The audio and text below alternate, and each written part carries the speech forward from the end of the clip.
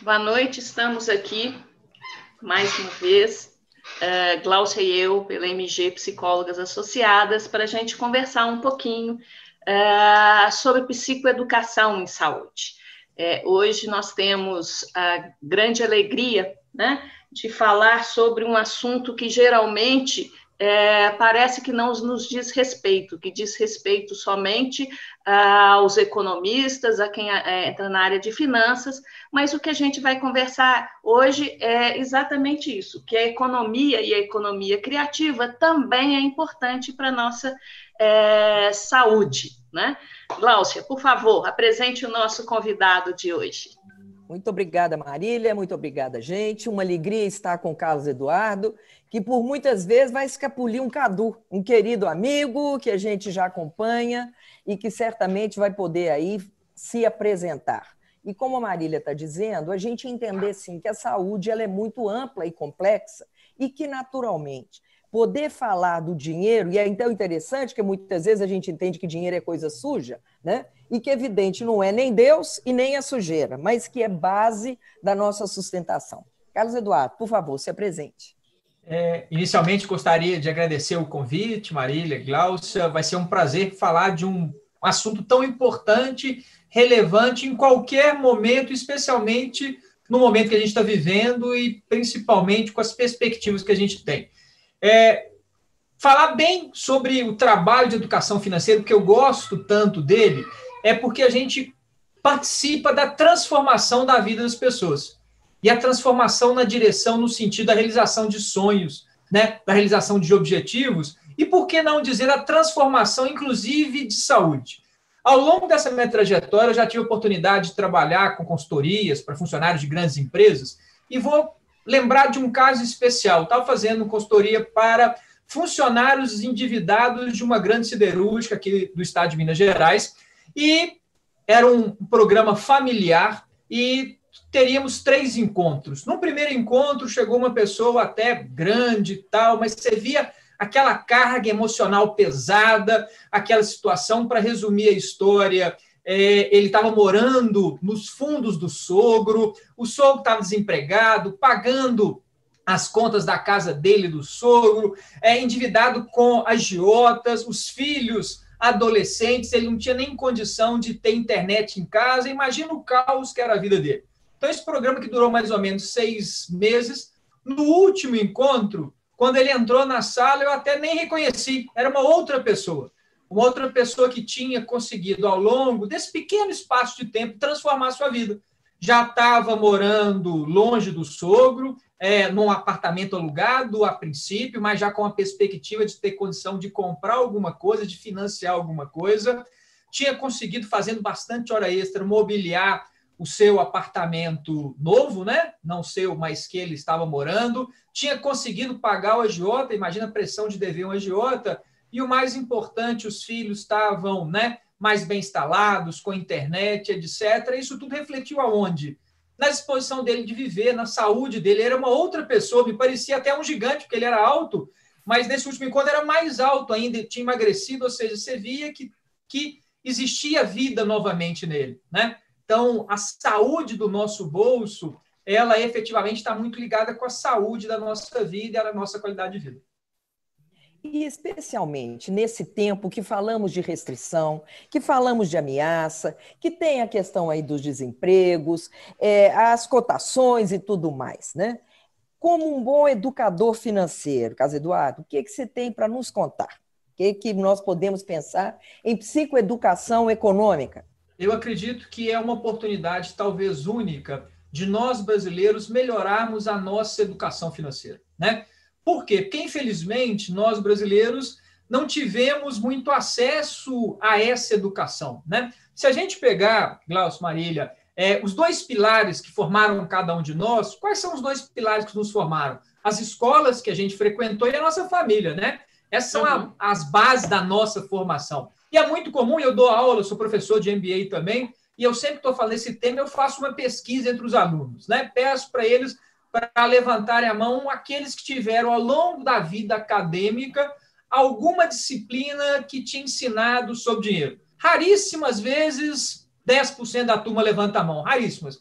E nós estamos falando de alunos que estão no final de uma trajetória acadêmica, né? Estão fazendo um MBA, ou seja, já cursaram todos os anos, etc. E aí depois faço uma pergunta: quem tinha o hábito de conversar sobre dinheiro em casa? Talvez um número um pouquinho maior, levanta a mão, mas ainda uma minoria da turma. E aí depois eu pergunto, para levantar a mão, quem conseguia passar algum dia sem tomar alguma decisão ligada a dinheiro? Ninguém levanta a mão. Por quê? Porque hoje, a cada dia, a gente tem que necessariamente tomar decisões que vão envolver o nosso bolso. E nós não fomos preparados para isso. Qual a conclusão? A grande parte das pessoas acaba tomando decisões equivocadas por falta de educação. Mesmo em momentos positivos, isso acontece, né? A gente teve, no início do século, no Brasil, um momento econômico extremamente pujante, né? Nós tivemos alguns anos de crescimento acelerado, etc., mas a gente viu que muitas vezes as pessoas acabaram, mesmo em um momento de abundância, tomando decisões equivocadas. E depois da abundância veio a crise, 2014, 2015, e as pessoas acabaram sofrendo as consequências de escolhas erradas feitas por falta de uma reflexão maior. É interessante, né? Porque a gente não fala de dinheiro, né? Feito a Gláucia falou, a gente, quando fala de dinheiro como se fosse algo de menos-valia, né?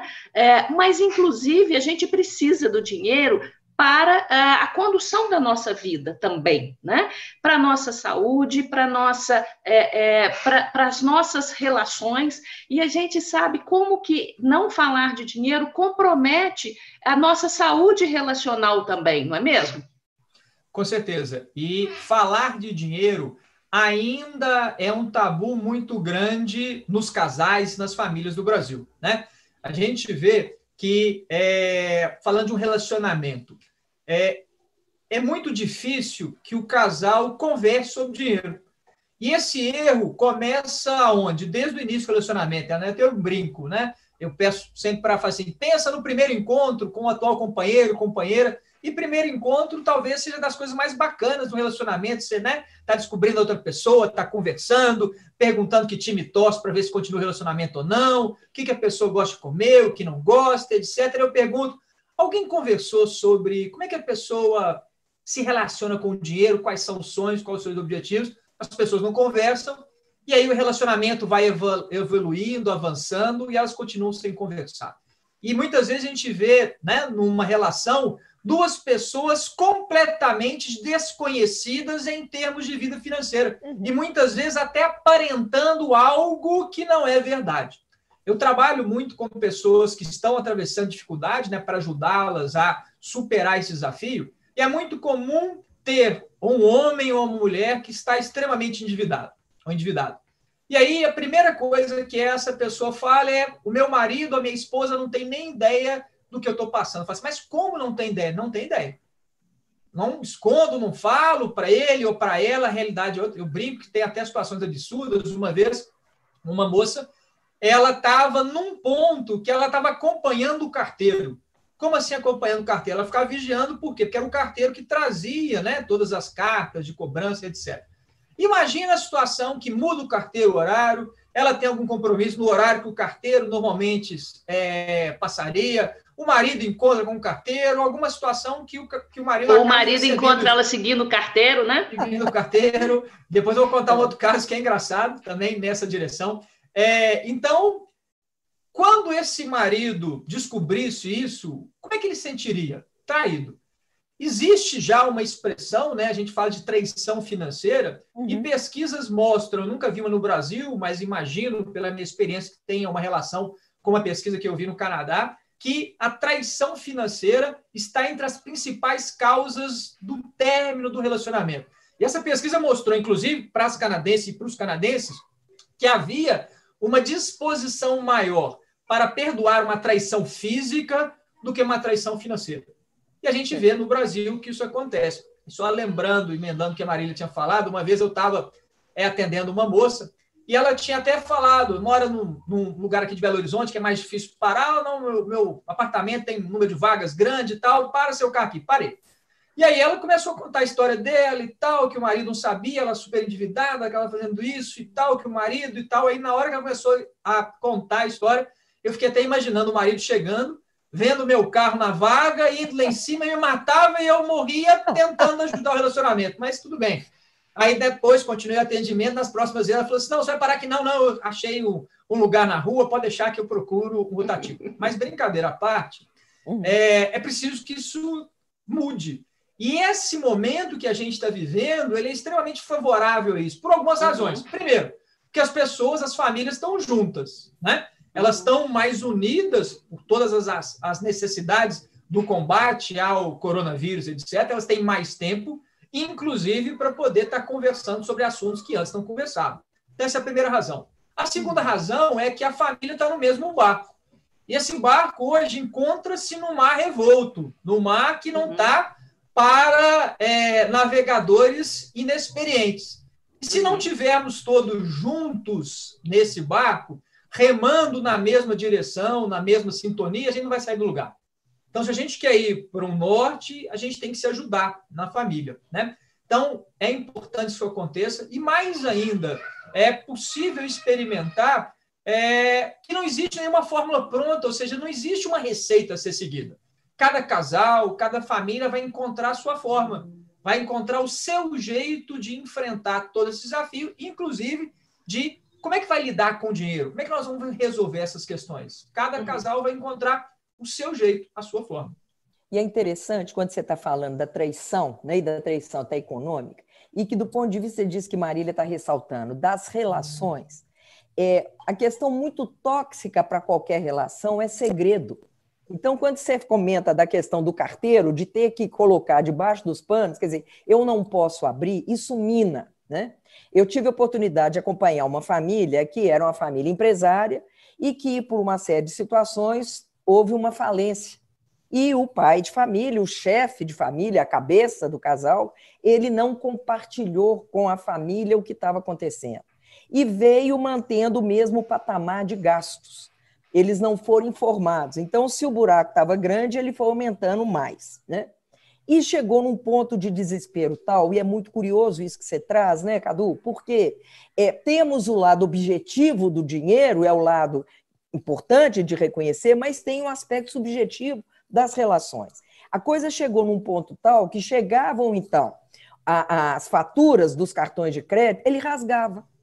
Né? Essa foi a forma fantástica, ilusória de resolver a questão. Né? Até que chegou num ponto tal, e aí chega nisso que você está dizendo. A dor maior para a família era exatamente a traição de não saber o que estava acontecendo. E deles também terem contribuído sem saber para aquela história.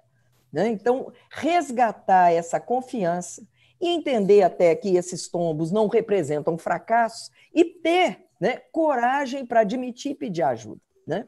Então, eu acho que são duas questões importantes, Cláudio, que você coloca.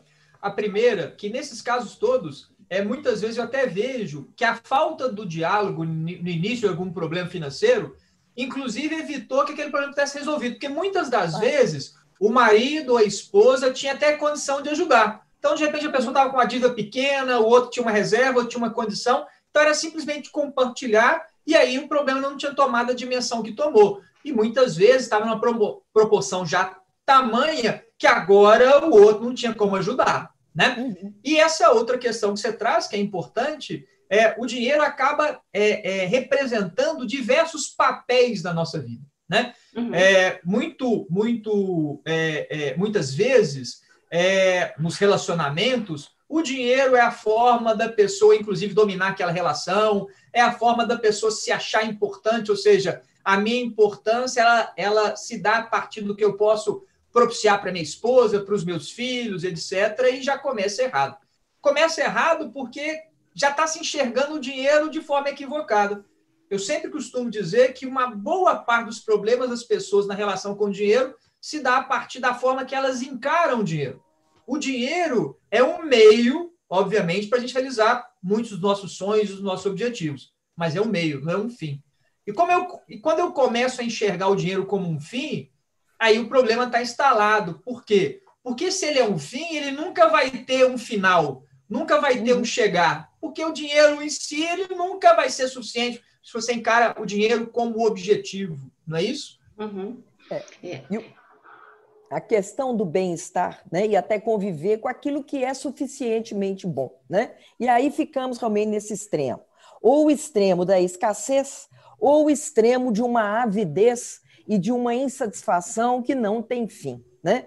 E muitas vezes isso que você traz, né, Cadu, dessa idolatria da posse, do poder de valer mais porque eu tenho mais, ou do poder, o despoder, eu valho menos porque eu tenho menos posses, né? Então, são questões. Te interrompi, Marília, fala lá. Pode continuar. Pode responder, Carlos Eduardo, eu venho na sequência. Com certeza. Eu acho que as pessoas muitas vezes não entendem, né, qual que é a grande questão da nossa vida financeira. E é um dilema simples. Qual que é o dilema? Eu costumo dizer que se a nossa vida pudesse resumida numa balança, aquela balança antiga, né, a gente tem que falar antiga porque muitas pessoas só conhecem a balança eletrônica. Então, existia uma balança de feira que tinha 2 pratos, etc. Não é isso? Então, essa balança antiga, num dos pratos estão os nossos desejos, aquilo que a gente quer, né? Que a gente quer fazer, que a gente quer ter, que a gente quer conhecer. E se eu fizer uma lista de tudo que eu quero fazer na minha vida ainda, eu acho que talvez dê a volta, né, no planeta. Por quê? Porque essa lista não tem fim. O problema é que a gente tem o outro prato, né? E nesse outro prato estão os nossos recursos. E, infelizmente, e ao contrário dos nossos desejos, os nossos recursos são limitados. Vamos falar do recurso que eu julgo mais precioso, o tempo. Claro. Poxa, o tanto de coisas que eu gostaria de fazer nessa quinta-feira, pessoais, profissionais, com a minha família. Qual é o problema? A minha quinta-feira, como a quinta-feira de vocês, quando começou só ia ter 24 horas. Agora falta menos tempo para terminar o dia. Ou seja, não dá para fazer tudo que eu gostaria de fazer. Da mesma maneira, pensando em outro recurso que é importante no mundo que a gente vive, que é o dinheiro, a gente não tem, nem vai ter dinheiro suficiente para fazer tudo aquilo que a gente gostaria de fazer. Então, se o meu recurso é finito e o desejo infinito, qual que é a única saída? Quando eu falo única, é única, não tem outra, é fazer escolhas. Só que para muitas pessoas fazer escolha é uma coisa difícil. Por quê? Porque escolha efetivamente significa perda, não tem jeito. Quando eu estou escolhendo, eu estou perdendo. Está atrelada. A palavra escolha significa que eu estou perdendo. Por quê? Eu estou abrindo mão. Mas esse sentimento de perda, ele tem que ser substituído ou suprido pelo sentimento de ganho que eu tenho com aquilo que eu escolhi. Porque, efetivamente, eu devo escolher aquilo que é mais importante. Mas é importante escolher, né? Então, por isso que a gente precisa conhecer bem quais são as nossas prioridades, quais são os nossos valores, da nossa família. E aí entra uma questão do mundo que a gente vive hoje. Por quê? Porque a gente vive num mundo hoje bombardeados pela questão do consumo. A gente vive na sociedade do consumo, na sociedade do consumismo, que vai além do consumo, não é isso? Ao longo de um dia, a gente recebe milhares de estímulos nos dizendo para consumir um produto ou um serviço, que esse produto, esse serviço vai nos deixar mais jovens, mais bonitos, mais alegres, mais inteligentes, mais um monte de coisa. E os estímulos vêm de todos os lados. Propaganda que a gente vê na televisão, ouve no rádio, alguma coisa que alguém da família fala, alguma coisa que alguém do trabalho fala. E eu pergunto, será que a gente está filtrando isso? Por que filtrando? Porque não é porque algo serve para alguém que vai servir para mim, porque gosto é uma coisa pessoal. Eu uso um exemplo simples, bem simples. Tem tanta gente que adora ir ao circo, tem gente que detesta. Tem tanta gente que gosta de comer pamonha de milho verde, muitos como eu não conseguem nem sentir o cheiro. Ou seja, coisas que servem para um não servem para mim. Será que as minhas escolhas estão na direção, no sentido daquilo que é importante para a minha família, para as pessoas que a gente gosta, né? E muitas vezes as pessoas, até por várias questões que vocês colocaram, por sentido de querer pertencer a um grupo, não se sentir inferiorizado, etc., sentem a necessidade de acompanhar escolhas de outras pessoas, né? Do mesmo grupo social. Vou dar um exemplo pessoal, né, para a gente entender o que é a questão de escolha. Na minha casa, né, com a minha esposa, a gente descobriu, desde o início do nosso relacionamento, que o valor maior para a gente é viajar. É a coisa que a gente mais gosta de fazer. E, obviamente, para poder fazer isso, a gente tem que fazer outras escolhas. E uma dessas escolhas, por exemplo, é que a gente encara e enxerga carro como algo extremamente acessório à nossa vida. Nunca foi algo importante. Hoje, a minha esposa tem um carro 2008, eu tenho um carro 2014, está ótimo. Por quê? Porque a gente Para nós, carro é um instrumento de trabalho, e para nós eu prefiro muito mais gastar o nosso dinheiro, que é limitado, obviamente, como de todos nós, para fazer coisas que são importantes para a gente. E agora, trazendo essa importância, inclusive, para a nossa família.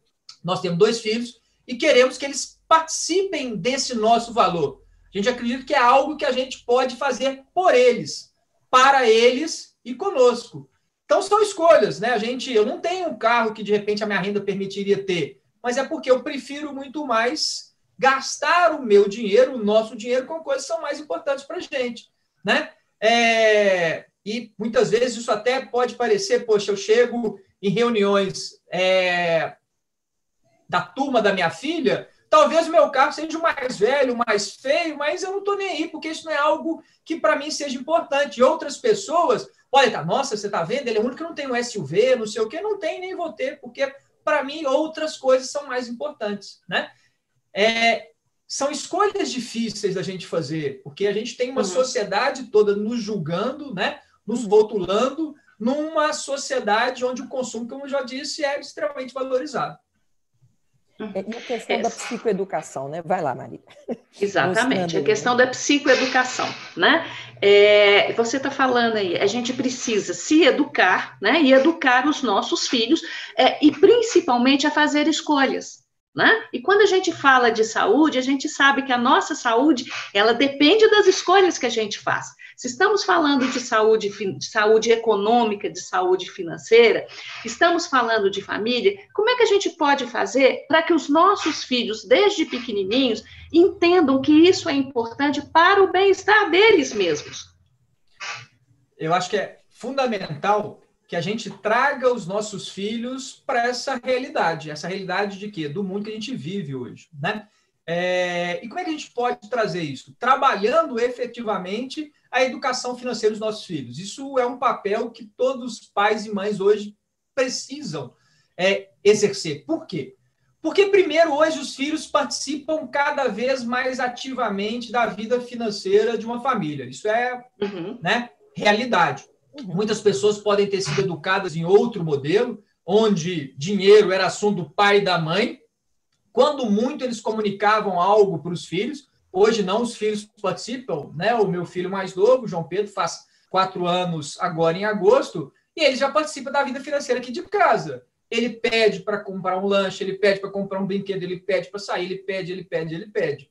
Então, se eu trabalho a educação financeira dos meus filhos, eu já tenho, no presente, um impacto grande na vida familiar. Já é algo relevante, mas vai muito além. Por quê? Qual que é o maior sonho e desejo de todo pai e de toda mãe? O maior é que seu filho, sua filha, no futuro, encontrem um caminho e que sejam felizes nesse caminho, né? Aqueles, né? Pouco importa o caminho, eu quero que ele encontre o caminho dele ou dela e seja feliz. E eu garanto a todo mundo que está nos assistindo e que vai acompanhar essa nossa conversa, que se eles forem pessoas bem educadas financeiramente, independente do caminho que eles venham escolher, vai ser muito mais fácil trilhar a caminhada. Mais difícil ou mais fácil, o caminho vai ser muito mais fácil. Ou seja, é algo que eu trabalho hoje e vai ter um impacto no futuro dessa criança, jovem adulto, né? Então, por isso que é relevante a gente começar a trabalhar isso desde cedo. Ainda mais mostrando as questões dos desafios, aí unindo, como a gente estava conversando anteriormente, né? E talvez acho que seja uma das reflexões mais importantes que a gente tem desse momento de restrições que a gente está vivendo, de pandemia, etc., é talvez uma reflexão a partir... Será que a gente precisa viver nessa sociedade que consome tanto? Será que a gente pode rever essas ações? E muitas pessoas estão revendo. Por quê? Porque elas estão limitadas por uma série de razões, sejam financeiras, sejam até espaciais, etc, Sim, etc. Físicas, né? Físicas, e estão tendo que se virar com menos. Então, será que... Então, poxa, antigamente eu achava que para viver eu precisava de tanto, então eu não preciso de tanto. E se a gente pensar, essa mudança de comportamento, ela vai ser extremamente relevante para o próprio planeta. Se a gente pensa em futuro, né, da nossa espécie, a espécie humana, isso tem que ser refletido, né? Por quê? Porque o mundo... A natureza, o planeta não suporta o consumo como a gente estava enxergando, né? Ele já dá sinais, já deu sinais de que está se exaurindo essa possibilidade. Então, quanto antes a gente tem que começar a mudar isso, né? Já existem, inclusive, vários movimentos até mais radicais nessa questão de diminuição de consumo, minimalismo, algumas coisas, começam a tomar relevância com as pessoas pensando, poxa, será que eu preciso disso mesmo? Né? Será que precisa de tanta coisa? E a gente já está vendo, inclusive, muitas empresas se adaptando a essa nova realidade. Né? E esse é o caminho da psicoeducação, é exatamente começar a fazer estas reflexões. Né? Que sentido que isso tem? Quer dizer, se houve esse aspecto aí da exploração do trabalho, da exploração da natureza, da devastação, do desperdício, agora é o momento realmente desta avaliação. O quanto, e é incrível isso, né, Carlos Eduardo? Se a gente chamar atenção para a riqueza dos nossos lixos, a quantidade de coisa que a gente desperdiça nos lixos, né? E até isso, lixos recicláveis e questões que a gente pode, no mínimo, né? E eu acho que a palavra reciclar, né, é algo que estamos aí sendo induzidos também a refletir. O que vale, quais reaproveitamentos, né? E eu fico impressionado, aqui na minha casa, né, eu e minha esposa, a gente se considera que a gente não gosta de acumular as coisas, a gente, né, tem um pouco, mas, obviamente, de tempos em tempos, e nesse momento de isolamento, a gente fez isso com muita constância, de estar sempre olhando, fazendo essas faxinas, e a quantidade de coisas que a gente tira, e aqui em casa a gente tem uma preocupação exatamente por não acumular. E preocupando em não acumular, a gente acaba mesmo assim acumulando, né? Então, é fundamental que as pessoas aproveitem essas oportunidades até para poder quebrar esses paradigmas, não é isso? Com certeza, né? E como nós estamos falando aí desse momento, né, de quebra de paradigma, de aproveitar o momento, como é que a gente pode criativamente aproveitar esse momento para melhorar a nossa saúde financeira? Então, primeira coisa, né? Aquelas pessoas que hoje não estão satisfeitas com o resultado que tem na vida, financeira inclusive, o resultado da nossa vida financeira ela é consequência dos hábitos que a gente tem. Eu tenho os hábitos e a consequência é o resultado. Então, se eu não estou satisfeito com o resultado, o que eu tenho que fazer? Necessariamente mudar hábito.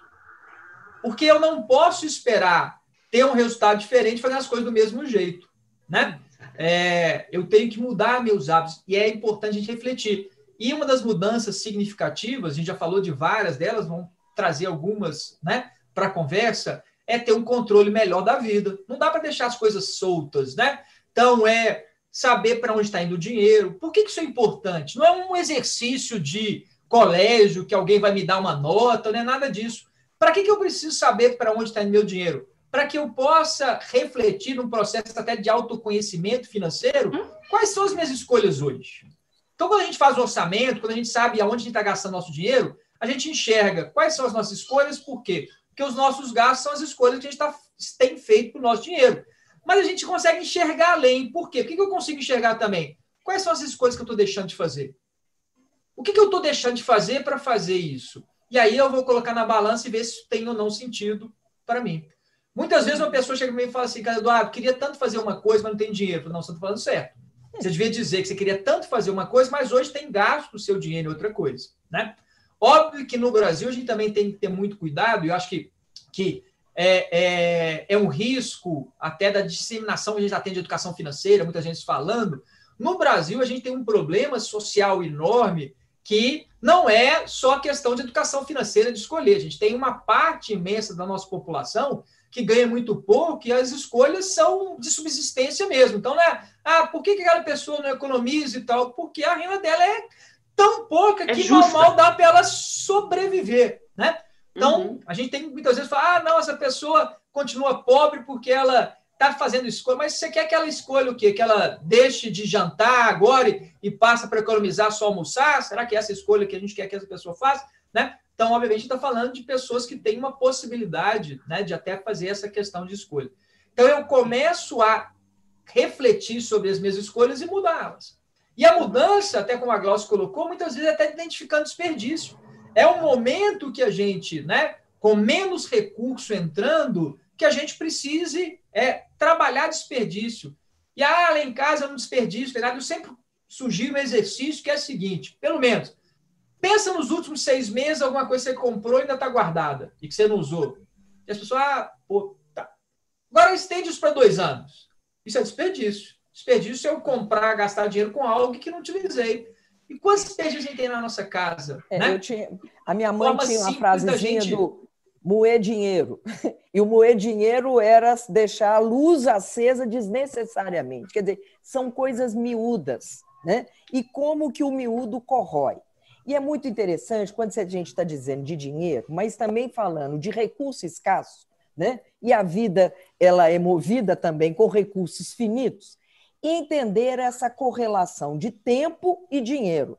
Porque o dinheiro foi um tempo da sua vida que você dedicou para produzir, né? E muitas vezes uma compensação da ausência de convívio com bens materiais. E que talvez agora a pandemia está trazendo essa outra reflexão, né? Sim, Glaucio, e isso que você traz é extremamente relevante. A gente falou um pouquinho de educação de filhos, né? Então, retomando essa questão, um grande problema que a gente tem hoje na educação dos nossos filhos, e financeira, inclusive, é as escolhas que a nossa geração de pais e mães fez, né? Uma das escolhas que a gente fez foi dedicar mais à nossa atividade profissional. Isso é uma realidade, né? Nossa geração é uma geração que se dedica cada vez mais. E uma vez como o nosso tempo é finito, se eu me dedico mais a alguma coisa, necessariamente vai sobrar menos tempo para outras coisas, inclusive estar com os nossos filhos, com a família, etc. Mas muitas pessoas acham, não, tão bacana, mas há uma forma de eu compensar, como materialmente. E muitas vezes até isso é a justificativa, né? Eu trabalho tanto porque eu quero dar ao meu filho, à minha filha, tudo que ele precisa, ou todo o conforto, etc, etc. E a gente necessariamente não pode deixar de lembrar, resgatar que os nossos filhos, mais do que o material, precisam de quê? Do nosso amor, do nosso carinho, da nossa atenção. E, obviamente, eu tenho, da presença, obviamente, eu tenho uma agenda, né? Tenho várias atividades, professor, consultor, palestrante, faço um monte de coisa, e eu tenho menos tempo para os meus filhos que eu gostaria de ter. Mas aí, como é que eu faço? 2 escolhas, outras escolhas para remediar isso. Primeiro, que eu procuro, dentro da minha agenda, reservar espaços de tempo que são deles, são para nós. Então, esse final de semana mesmo, a gente vai viajar, é nosso, né? Então, é o nosso espaço, o nosso tempo. E a outra coisa é, efetivamente, abrir mão de outras coisas que são, para mim, menos importantes. Então, por exemplo, eu, infelizmente, tenho menos convívio com meus amigos que eu gostaria, porque meu tempo é finito. E eu fico muito triste quando eu vejo alguns colegas, alguns amigos com uma agenda tão apertada como a minha, que não abrem mão nem disso. Não, eu quero ir para o bar com os amigos e tal, e era um momento que eu, infelizmente, não posso. Eu, infelizmente, não posso sair com os meus amigos como eu gostaria. Por quê? Porque no meu pouco tempo que me resta, eu tenho outra prioridade. Ponto. Né? E as pessoas querem fazer tudo e acabam... E as crianças vão sofrer. Né? Exatamente. Então, assim, estamos sempre fazendo escolhas. E é o interessante, né, que não escolher também é escolher. Também é fazer uma escolha. Agora, a escolha, você bem falou, né, tem a perda também. E nós não gostamos muito de perder. Nós sempre achamos que estamos aqui para ganhar. E é interessante que quando a gente também não ensina isso para os nossos filhos, né, o que é prioridade na vida deles, porque eles também vão, olha, você tem essa e essa atividade para você fazer agora. Qual que você vai escolher? Né? Você começa a ensinar também essa escolha, que a gente não gosta muito. Né? Tem uma pergunta aqui da Natália Miranda, que pergunta qual que é a idade da criança para começar a educação financeira e como começar. E tem um comentário também aqui da Ivanosca Menezes, que ela fala que existe muita transferência de responsabilidade, né? E não nos esqueçamos, nós pais, nós somos responsáveis pela educação dos nossos filhos, não só financeira, mas a educação emocional, a educação como um todo, que compõe. Então, a educação financeira também compõe esse pacote, né? de criação. Com certeza. Natália, obrigado pela pergunta. E ela é excelente no sentido de que, quando começar? Hoje, a gente sabe que, como em vários outros aspectos, as crianças são cada vez mais precoces. Há 15 anos atrás, quando eu comecei a estudar sobre educação financeira infantil, a literatura falava muito que a criança começava a ter uma relação maior com 5, 6 anos. Hoje eu disse que eu tenho um filho de 4, que há algum tempo ele já tem relação. Ele tem relação de consumo. Ele quer, ele pede, ele etc. Ou seja, as coisas estão cada vez mais precoces. Como é que a gente vai trabalhar? Eu costumo dizer que aproveitando situações do cotidiano, do dia a dia da família, respeitando a maturidade dessa criança e pouco a pouco trabalhando os 4 pilares que vão dar a ela uma boa educação financeira. Quais são eles? Ensiná-los a ganhar, gastar, poupar e doar. E como é que a gente faz isso, né? Como eu disse, aproveitando situações do cotidiano e vamos falar, por exemplo, a questão do ganhar. Dando um exemplo, que inclusive é uma palavra terrível, né? Porque a gente não ganha dinheiro. Claro. Ninguém ganha dinheiro. A gente trabalha e efetivamente, a partir do resultado do nosso trabalho, a gente tem uma recompensa financeira que vai ser importante, etc. Mas vamos falar como é que os nossos filhos hoje estão mal acostumados a ganhar, não é isso? Eu costumo brincar e dizer, né, nas palestras que eu dou, que quando eu era pequeno, eu ganhava presente em 2 ocasiões, meu aniversário e no Natal. Ainda falava que na minha época não tinha Dia das Crianças, até que um dia, numa palestra, alguém googou lá e viu a data que tinha inventado o Dia das Crianças criado, e era bem antes do meu nascimento, né? Mas eu falei e brinco e falo que esse Jornal Nacional não foi assistido na minha casa, esse jornal não chegou lá em casa, então meus pais não souberam da criação do Dia das Crianças. Então eu ganhava presente no aniversário e no Natal. E como é que era? A gente pedia, não havia nenhuma certeza, garantia de ganhar o presente. Tinha horas que os pais falavam que ia dar, não ia dar, etc. Ficava aquela expectativa. Por que a expectativa era importante? Porque criava um vínculo, uma esperança de se ganhar aquilo. E aí chegavam a falar presente de Natal, chegava, fazia árvore lá, a gente até olhava, nossa, não deu, né? Uma bicicleta nessa caixa não tem jeito, nem se a bicicleta estiver moída. Nossa, acho que deu. Não, acho que deu. Acho que a caixa é do tamanho daquilo. Eu gosto de dar alguns exemplos. Eu, por volta de 12 anos, mais ou menos, eu ganhei um dos maiores sonhos que eu tinha, que era ter uma vitrolinha.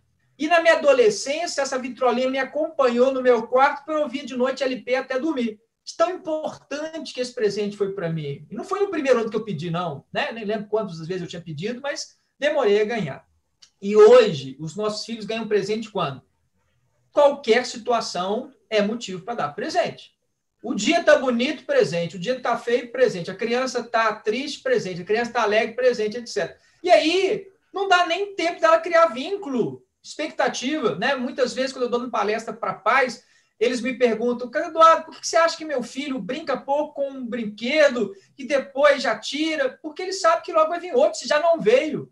Se nem deu tempo da criança curtir aquele brinquedo, já tem outro brinquedo. Eu gosto de contar uma historinha que aconteceu com a minha filha. A minha filha tinha, se não me engano, 7 anos. Isso, 7 anos. E ela, num Dia das Crianças, ela pediu para mim, para minha esposa, que ela queria ganhar uma boneca chamada Doradol. Olhei na internet uma boneca naquela época de R$800. Falei assim, filha, tá louca, não tem boneca de R$800. Ah, papai, mas lá na minha sala, fulana tem, a ciclana tem. Eu falei, filha, a vida não é assim. Na sua sala tem amigas suas que têm coisa que você não tem, e você tem coisas que suas amigas não vão ter. A vida vai ser assim.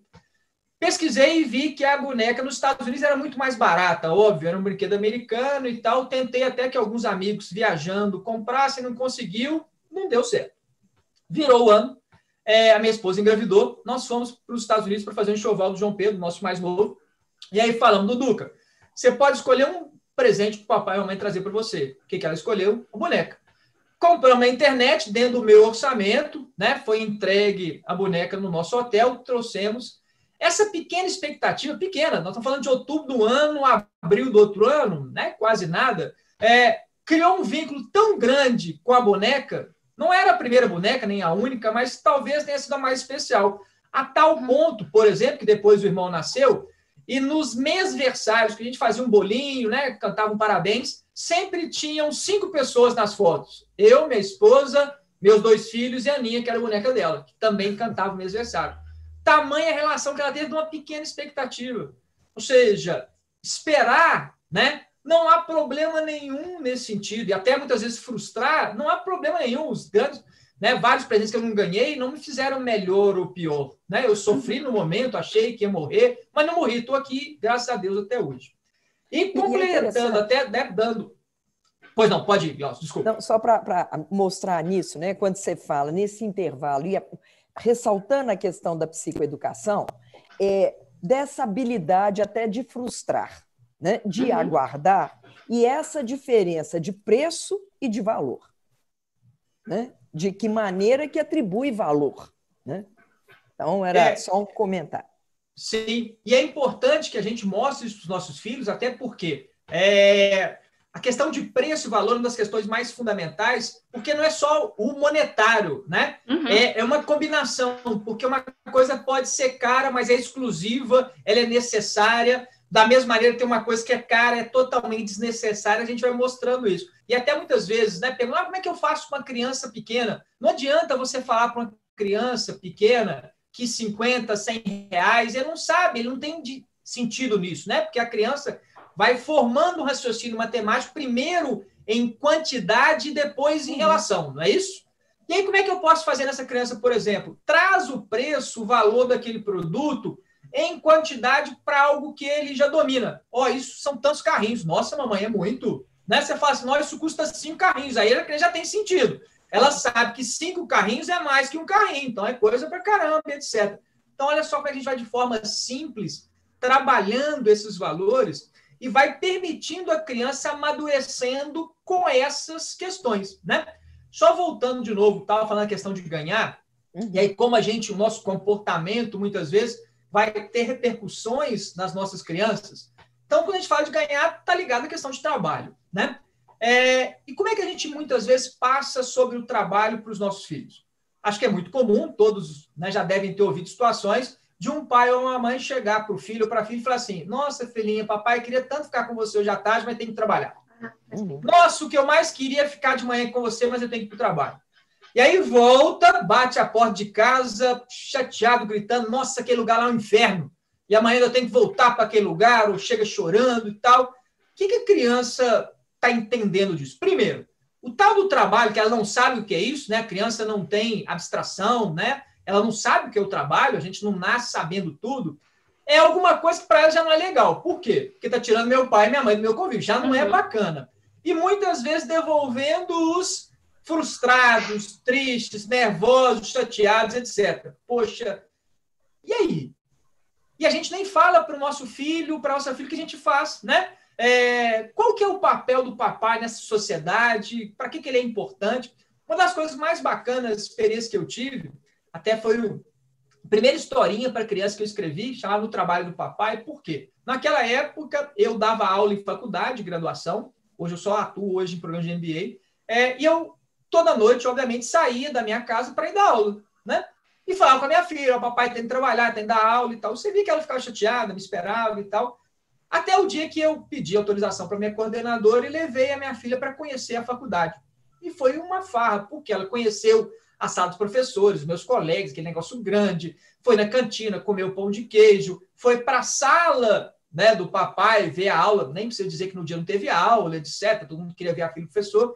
Mas o que é mais importante, a partir daquela noite, o trabalho do papai passou a ser algo concreto para ela. Ela sabia por que eu saía, para onde eu ia, e ela começou a entender, inclusive, né, que tinha alguém me esperando, eu era importante para alguém. Então, muitas vezes, ela até falou assim, não, ele pode não estar comigo, mas ele é importante para alguém. Ou seja, começou a ter sentido para ela.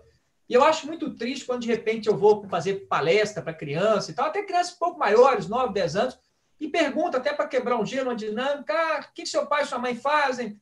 Trabalham. Joia, você continua insistindo. Beleza, trabalham. E a criança não avança nisso. Por quê? Porque ela não sabe. Ela não sabe o que o pai e a mãe fazem, ou simplesmente fala a profissão advogado, ou fala alguma coisa assim, mas e aí?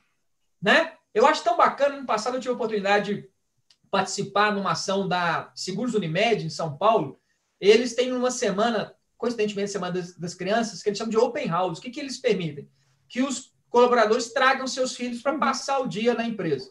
Tem uma série de dinâmicas para os filhos, né? Assim, dependendo da idade, tem oficinas criativas, na hora do almoço eles saem para almoçar com os pais. E por que isso é importante? Porque a criança começa a entender começa a ter representatividade para ela. Quem que são os colegas que volta e meia o papai e a mamãe falam, né? Quando ela fala que está no elevador, ela entende o elevador. Quando ela fala do restaurante onde ela almoçou, a criança começa a compreender e entender.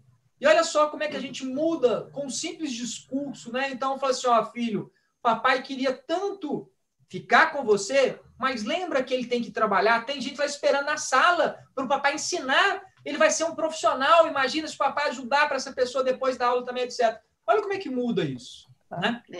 Isso é muito importante. Eu também tive a oportunidade, né, de acompanhar o meu pai no trabalho dele. Ele era multifunções, e no sábado de manhã ele desenvolvia a atividade de corretor de seguros, e eu era picurrucha que acompanhava o papai. Então, desde cedo, eu aprendi que trabalho dá trabalho, mas que as coisas não vêm de graça, as coisas têm um custo, né? E também tive a oportunidade de acompanhar o meu pai na faculdade, que ele também foi professor universitário, e eu fui lá, eu achava a coisa mais linda meu pai ser professor. Então, eu tive a oportunidade de acompanhá-lo, né? Então, a gente está falando que essa educação começa em casa, começa em família, começa ensinando valores, né? E não, a Ivanoska ainda fala disso aqui, né? Não, valor real, não valor em reais. Exato. E um valor que é traduzido em ações, que é traduzido em participação, né? Que é traduzido nessa maneira das crianças também. E aí, quando a Natália está perguntando desde quando, desde que elas possam se interessar e ser incluídas, né? São caminhos, né? Queria ainda ressaltar a questão ainda da psicoeducação, e quando estamos dizendo, né, das escolhas, das renúncias, e dizer, olha, enquanto nos orientarmos para a ideia do tudo, eu quero tudo, e se eu não tenho tudo, sobrou nada, quer dizer, essas duas referências, elas são fora da vida, elas são deseducativas. Agora, qual que é o tanto? O que cabe? O que é possível? Vai lá, Carlos Eduardo, por favor. Então, só voltando à questão, né, falando um pouquinho mais sobre isso, eu acho que é importante, a gente falando de educação, o exemplo é fundamental, né? Mais do que qualquer discurso, a gente educa pelo exemplo que a gente passa para os nossos filhos. Então, de nada adianta, né, o casal ter um discurso todo não consumista, um discurso todo sustentável, se toda vez que a família se reúne, não agora na pandemia, mas toda vez que reúne, ir para o shopping. Então, olha só, como é que a criança vai começar a entender sobre a questão do shopping, do consumo, etc. É algo bacana. Primeiro porque é a única forma de reunir toda a minha família, que é algo que eu gosto, não é isso? Ou seja, se é no shopping que a gente vai ser feliz, e aí, né, não é a minha área, mas já entendendo um pouco disso, várias frustrações no futuro vão desaguar aonde? Aonde ela satisfazia quando era criança, né? Então, é a questão, o consumo como válvula de escape para uma série de outras frustrações. Olha só, eu não aprendi agora, eu aprendi quando era criança, quando na minha família assim funcionava, né? Então, o exemplo, ele é extremamente importante e fundamental. Outra coisa que eu acho também fundamental, a gente está falando mais de educação financeira, então, vamos falando de dinheiro, mas uma das questões mais importantes que a gente precisa ensinar aos nossos filhos e compreender também, enquanto adultos, é que na vida nem tudo é dinheiro. Existem muitas coisas muito mais importantes que isso. E talvez nesse momento que a gente está de isolamento em família, a gente tenha experimentado ou possa estar experimentando coisas que o dinheiro não compra. Vou dar um exemplo aqui em casa. Um dos momentos que eu mais gosto ao longo dos dias do nosso isolamento é mais ou menos à tarde, quando a gente faz o abraço da família. A gente vai para a sala, normalmente antes de eu dar uma aula ou alguma coisa, a gente faz um abraço. Era algo que a gente nunca tinha feito. A gente é muito carinhoso aqui em casa, mas nunca tinha feito o abraço da família. Então, nós quatro nos abraçamos, damos um beijo e tal. Isso custa alguma coisa, e é uma das maiores recordações que eu vou levar e espero que os meus filhos levem, né? E falando, né, além do dinheiro, um dos pilares que eu acho importante da educação financeira, na metodologia que eu acredito, é a questão do doar, né? Então, é algo que a gente precisa, e o nosso mundo precisa disso ainda mais, né? O que é o doar? O doar é a gente fazer algo por alguém sem esperar nada em volta, né? Recompensa. E recompensa, nada de volta. E como é que eu posso estimular isso nos meus filhos? Várias ações. Primeiro, por que não, depois de uma data comemorativa, aniversário, Natal, por que não fazer uma limpeza nos brinquedos, por exemplo?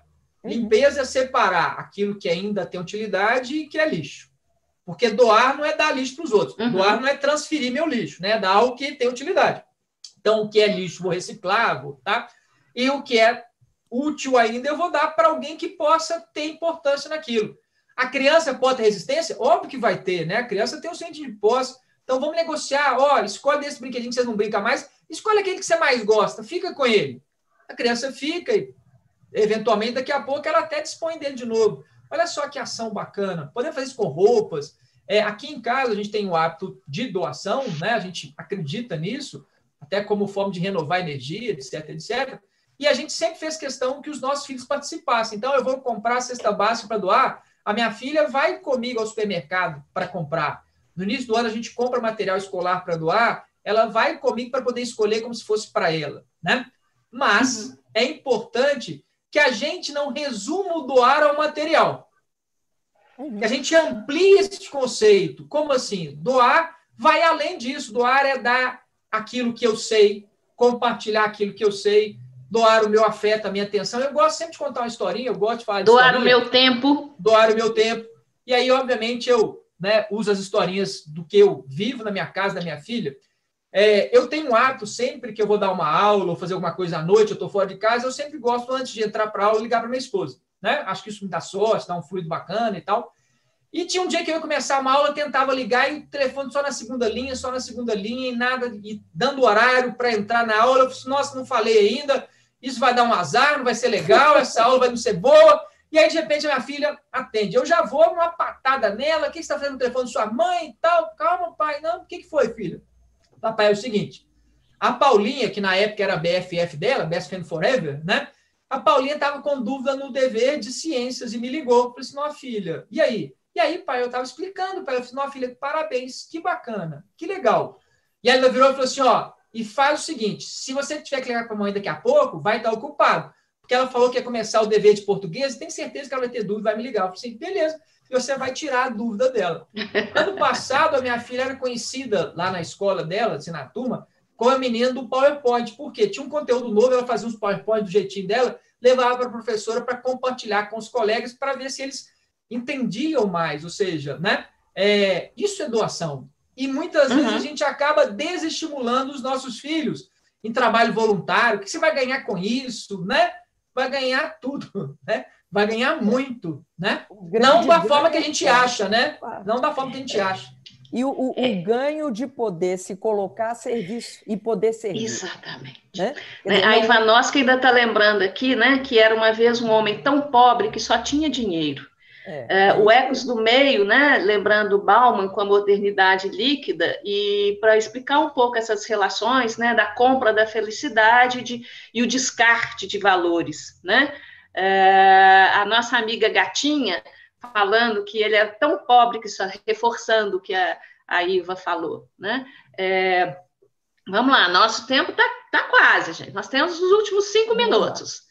E eu acho muito legal quando a gente denominou, né, a nossa conversa de uma economia criativa, e especialmente pensando aí a questão da psicoeducação, e muitas vezes do ego, né? O ego que ilusoriamente eu olho para mim e o resto não tem valor, para algo que ecoa, que ressoa, e que uma psicoeducação financeira, de fato, não se restringe a uma pessoa. Então, você está dizendo disso, né? Não é um dinheiro que ganha, e um cliente que diz, olha, o que cai do céu é só avião cheio de gente. Né? Dinheiro não cai do céu, até porque nós conhecemos a questão dos herdeiros, que muitas vezes possam herdar um patrimônio que não aprendeu a poder conservar, e não é incomum perder tudo, né? Porque ganhou e não soube cultivar. Quer dizer, é produzir, né? É de fato poder compartilhar, e esse aspecto, sim, da doação. Né? E nesse momento de recursos escassos, avaliar isso, de que maneira que a gente pode contribuir dentro de uma condição que podemos ter o privilégio de estarmos, sim, recolhidos às nossas casas, com alimentação garantida, e o que nós podemos fazer à nossa volta, né? Lembrar de pescoço é muito bom, né? Glaucio, eu acho importante que eu acredito, e já escrevi até sobre isso, que a solidariedade talvez seja uma das formas para a gente atenuar os efeitos, né? E ninguém tem tão pouco que não possa ajudar alguém, né? Claro. E dá um exemplo simples, vou dar algumas situações que a gente vivenciou, e talvez das questões mais bacanas dessa pandemia. Bem no início da pandemia, a minha filha ficou sabendo que estavam fazendo uma vaquinha para os baleiros da porta da escola dela. Ela estuda num colégio tradicional aqui de Belo Horizonte e, obviamente, naquele momento, existia uma perspectiva de ficar um mês, 2 meses sem o ganha-pão. E ela super assim, papai, vamos ajudar, nos ajudamos, e depois ela acompanhando, está chegando o valor, e comemorou, e depois, mais emocionada ficou quando recebeu minha esposa no grupo das mães do colégio e tal, algumas mensagens de gratidão dos familiares das pessoas, papai, a nossa ajuda, etc, etc. Poxa, que bacana.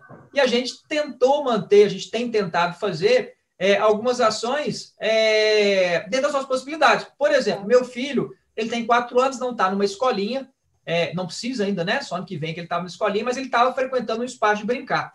E as meninas são super bacanas, têm uma visão bem interessante, é numa casa grande, com quintal, então ele é muito feliz lá. E, obviamente, elas ficaram com muita dificuldade. Então, a gente, apesar de não ter nem perspectiva dele voltar, estamos pagando quase que a mensalidade para que elas possam até respirar, né? Que elas possam manter o negócio delas. Então, por que não a gente ajudar? E a gente vê, e eu tenho acompanhado, pessoas até com mais posse se vangloriando, né? Conseguiu desconto nisso, não estou pagando aquilo, fiz aquilo. Eu falei, gente, né? Tem sentido? Pessoas que não tiveram sua renda diminuída por uma série de circunstâncias, que podiam estar ajudando, achando, então agora tá todo mundo aproveitando o momento, então renegociei com não sei quem, estou deixando de pagar não sei quem, e assim sucessivamente. O Rossandro Klinger, ele faz uma distinção que eu acho muito interessante quando ele exige. Existem os espertos, existem os despertos e existem os que não acordaram, né? Os que estão insones. E talvez avaliar isso, olha, não é querer, né, me aproveitar e querer tirar partido e buscar esse nível realmente, né, de retenção e de cobiça, que nesse momento nós vamos nos fortalecer, né? De fato, atos solidários, né? Quem sabe, né, a solidariedade não seja o grande legado desse momento que a gente está vivendo, né? Esse talvez seja o mérito da psicoeducação, né? Exatamente, né? Desenvolver, aprender a sermos mais solidários diante de situações críticas na nossa vida. O nosso tempo está assim no limite. Te agradeço demais, Carlos Eduardo. A conversa foi super boa. Todo mundo falando, a Ana Zanetti falando conversa maravilhosa, os 3 estão de parabéns. A Gatinha falando como é que gestos de doação, desde cedo, doar colo, e falando da importância desse assunto. Agradecemos muito. E Glaucia, quer dar, Carlos Eduardo, o seu tchau?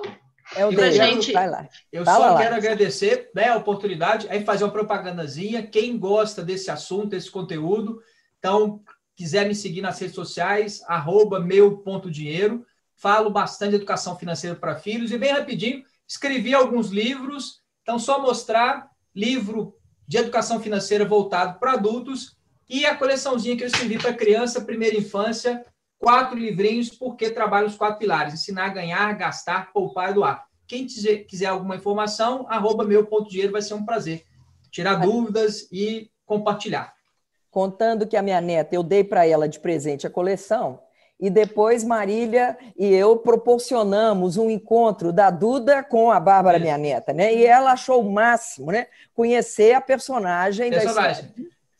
Que os meus filhos são os personagens. Isso. É isso. Gente, muito obrigada. Foi um enorme prazer.